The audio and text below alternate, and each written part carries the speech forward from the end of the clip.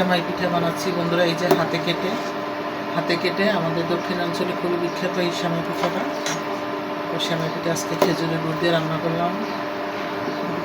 পিঠাটা প্রায় হয়ে গেছে, তারপরে দুধ দিলাম। আগে দুধ দিয়ে জাল দিলে ছাড়া কেটে যায়, তো দুধটা পরে দিলাম। তো দেখুন এই যে কি সুন্দর কালার হয়েছে এবং পিঠাগুলো খুব সুন্দর হয়েছে, চিকন চিকন করে কেটেছি। আমাদের দেশে আবার এই পিঠাটা খুবই বানায়, বেশি খাওয়া হয়, আমরাও খুব পছন্দ করি। আজকে চাউলের গুঁড়া দিয়ে সেমাই পিঠা বানালাম। আপনারা নিশ্চয়ই পছন্দ করেন সেমাই পিঠা। তো আমার এই পিঠার রেসিপিটা যদি আপনাদের ভালো লেগে থাকে, আমার ভিডিওটা ভালো লেগে থাকলে আমার চ্যানেলটা সাবস্ক্রাইব করবেন এবং একটা লাইক দিবেন, একটা কমেন্ট করবেন।